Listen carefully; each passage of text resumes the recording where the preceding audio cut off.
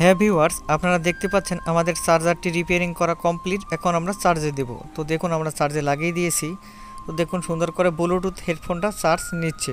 তো আজকের ভিডিওটা না টেনে সম্পূর্ণ দেখবেন, তাহলে আপনারা ঘরে বসে আপনাদের ফাস্ট চার্জার অবশ্যই রিপেয়ার করতে পারবেন।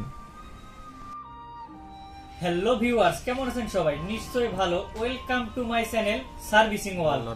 হ্যাঁ ভিউয়ার্স, দেখতেই তো পাচ্ছেন আমাদের সামনে অনেকগুলো ফাস্ট চার্জার রয়েছে, মোবাইল চার্জার। এই মোবাইল চার্জার প্রত্যেকটাই নষ্ট রয়েছে। তো এই মোবাইল চার্জারগুলো আমরা আপনাদেরকে এখন এই মেরামত করে দেখাবো, একদম টাকা পয়সা ছাড়াই আপনারা ঘরে বসে কিরকম এই চার্জারগুলো মেরামত করতে পারেন সেইটাই আজকের ভিডিও জুড়ে রয়েছে। তাই আজকের ভিডিওটি না টেনে সম্পূর্ণ দেখার অনুরোধ রইল। তাহলে চলুন দেরি না করে ভিডিওটি শুরু করা যাক। হ্যাঁ ভিউয়ার্স, প্রথমে আমরা এই যে ফাস্ট চার্জারগুলো দেখতে পাচ্ছেন, এটা একটা এমআই কিংবা রেডমি শাওমির একটা মোবাইল চার্জার। এই মোবাইল চার্জারটা আসলে এইটা ছিল, এইটা। তো এইগুলো অনেকে আছে এইটা আসলে খুলতে পারে না। খোলার জন্য আসলে অনেক ছোট ছোট ট্রিক ব্যবহার করা হয়, সেই ট্রিকগুলো আপনাদেরকে আমরা দেখিয়ে দেব। তো এইরকম এই মোবাইল চার্জারটি আটকানো ছিল সেম এইভাবে। তো এখানে হালকা করে স্কেল কিংবা অন্য কোনো কিছু দিয়ে হালকা করে আস্তে আস্তে প্রেসার দিলে, এই সাইডটা ধরে যদি প্রেসার দেন তাহলে অবশ্যই এটা খুলে যাবে। খুলে যাওয়ার পরবর্তীতে যখন যদি এই সার্কিটটা না বের হয়ে আসে, তাহলে অবশ্যই এখানে সাইড ধরবেন, হালকা করে একটু টান দেবেন, এটা খুলে যাবে। খুলে যাওয়ার পরবর্তীতে আমরা দেখি আসলে এই চার্জারটা কেন কাজ করতেছিল না। আপনারা দেখুন, এই যে মোবাইলের যে চার্জারটা ছিল, চার্জারটা অবশ্যই এখানে একটা ফিউজ লাগানো রয়েছে। এই ফিউজটা অনেক সময় আছে পুড়ে যায়, অথবা এখানে একটা ব্রিজ লাগানো আছে, সার্কিট লাগানো আছে, এই ব্রিজটা নষ্ট হয়ে যায়। তো আমরা দেখি আসলে এই ব্রিজটা, এই আমাদের এই ফিউজটা পুড়ে গেছে কিনা। তো আমরা যদি একটা মিটার নেই, তো দেখুন মিটারে অবশ্যই পরিমাপ চলে এসেছে। তো আমরা যদি এই যে আমাদের যে ফিউজটা আছে, ফিউজটা দুইটা সাইডে আমরা ধরি, তো দেখুন এখানে কোনো সেন্স কাজ করতেছে না। তো আমরা যে কাজটা করব, এক টুকরা তার নিব, তার টুকরা আমরা সুন্দর করে জাম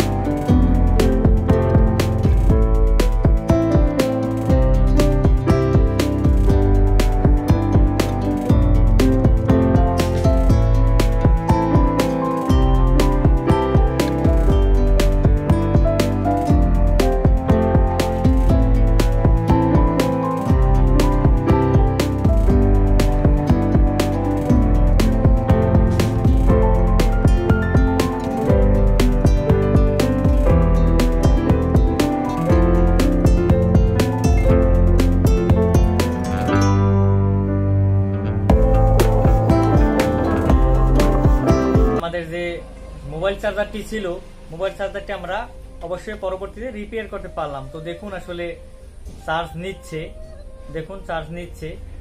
সবকিছু আমরা পরিবর্তন করার পরেও আমরা অবশ্যই ঘরে বসে টাকা পয়সা ছাড়াই এইরকম চার্জার আমরা রিপেয়ার করতে পারলাম। তো এইরকম নতুন নতুন ভিডিও পেতে অবশ্যই আমাদের সার্ভিসিং ওয়ার্ল্ড চ্যানেলটি সাবস্ক্রাইব করবেন।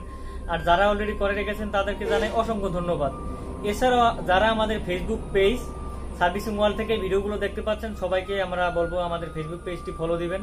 তো চলে যাচ্ছে আজকের পর্বে, নতুন পর্ব নিয়ে আপনাদের সামনে আমরা হাজির হব। ধন্যবাদ সবাইকে।